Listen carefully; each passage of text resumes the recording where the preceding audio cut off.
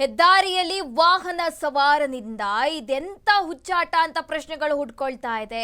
ತಮ್ಮ ಜೀವದ ಬಗ್ಗೆ ಕೂಡ ಅರಿವಿಲ್ಲ, ಮತ್ತೊಬ್ಬರ ಬಗ್ಗೆ ಯೋಚನೆಯೇ ಇಲ್ಲ. ಹೆದ್ದಾರಿಯಲ್ಲಿ ವಾಹನ ಸವಾರನಿಂದ ಇದೆಂತ ಹುಚ್ಚಾಟ. ತಮ್ಮ ಜೀವದ ಬಗ್ಗೆ ಕೂಡ ಅರಿವಿಲ್ಲ, ಮತ್ತೊಬ್ಬರ ಬಗ್ಗೆ ಕೂಡ ಯೋಚನೆಯೇ ಇಲ್ಲ. ಮೊಬೈಲ್ನಲ್ಲಿ ವಿಡಿಯೋ ನೋಡುತ್ತಾ ವೇಗವಾಗಿ ಗೂಡ್ಸ್ ವಾಹನ ಚಾಲನೆ ಮಾಡ್ತಾ ಇದ್ದಾನೆ. TN29 ಹಾಗೆ CB 3893 ರಿಜಿಸ್ಟರ್ ವಾಹನ ಇದ್ದು ದಾಬಾಸುಪೇಟೆಯಿಂದ ಬೆಂಗಳೂರಿಗೆ ಬರ್ತಾ ಇರಬೇಕಾದ್ರೆ ಈ ಘಟನೆ ಆಗಿರುವುದು. ಮುಂದೆ ಒಂದರ ಮುಂದೊಂದು ಸಾಲಾಗಿ ತೆಳ್ತಾ ಇತ್ತು ವಾಹನಗಳು.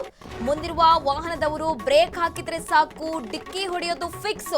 ವಿಡಿಯೋ ನೋಡುತ್ತಾ ಅಜಾಗರೂಕತೆಯಿಂದ, ನಿರ್ಲಕ್ಷ್ಯದಿಂದ ವಾಹನ ಚಾಲನೆ ಮಾಡಿರುವಂತದ್ದು. ಮೊಬೈಲ್ನಲ್ಲಿ ವಿಡಿಯೋ ವೀಕ್ಷಣೆ ಮಾಡ್ತಾ ವಾಹನ ಚಲಾಯಿಸಿರುವ ದೃಶ್ಯ ಸೆರೆ ಆಗಿದೆ. ಬೇರೆ ವಾಹನದಲ್ಲಿ ಈ ಸ್ಫೋಟಕ ದೃಶ್ಯ ಸೆರೆ ಆಗಿರುವಂತದ್ದು.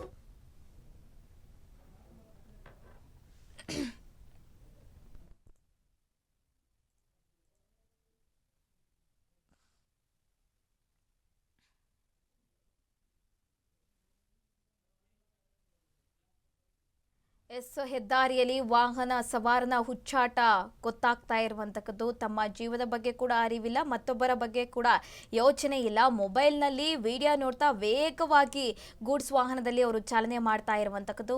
ವಾಹನ ಚಾಲನೆ ಮಾಡಿ ಅಪಾಯಕಾರಿ ಚಾಲನೆ ಮಾಡ್ತಾ ಇರುವಂತದ್ದು. ದಾವಸ್ಪೇಟೆಯಿಂದ ಬೆಂಗಳೂರಿನ ಪೀಣ್ಯ ಮೇಲ್ಸೇತುವೆವರೆಗೆ ಅವಾಂತರ ಮಾಡಿದ್ದಾನೆ ಈತ. ಮುಂದೆ ಒಂದರ ಮುಂದೊಂದು ಸಾಲಾಗಿ ವಾಹನಗಳು ನಿಲ್ತಾ ಇತ್ತು. ಮುಂದಿರುವ ವಾಹನದವರು ಬ್ರೇಕ್ ಹಾಕಿದ್ರೆ ಡಿಕ್ಕಿ ಹೊಡೆಯೋದಂತೂ ಫಿಕ್ಸು. ಆ ರೀತಿಯಾಗಿ ಅವರು ಮೊಬೈಲ್ನಲ್ಲಿ ಮುಳುಗಿ ಹೋಗಿ ವಿಡಿಯೋ ನೋಡ್ತಾ ಈ ರೀತಿಯಾಗಿ ಮಾಡ್ತಾ ಇರುವಂತದ್ದು. ಯುವಕರೇ ಈ ರೀತಿಯಾಗಿ ಮಾಡಿದ್ರೆ ಏನು ಮಾಡಬೇಕೋ ಏನೋ ಗೊತ್ತಿಲ್ಲ. ಮೊಬೈಲ್ ನೋಡೋ ಒಂದು ಹುಚ್ಚು ಸ್ಟಾರ್ಟ್ ಆಗಿಬಿಟ್ಟಿದೆ ಈ ಯುವ ಜನತೆಗೆ. ಮೊಬೈಲ್ ನೋಡ್ತಾ ಬೈಕ್ ಓಡಿಸುವಂಥದ್ದು ಏನು ಹುಚ್ಚೋ ಏನೋ ಅಂತ ಗೊತ್ತಿಲ್ಲ.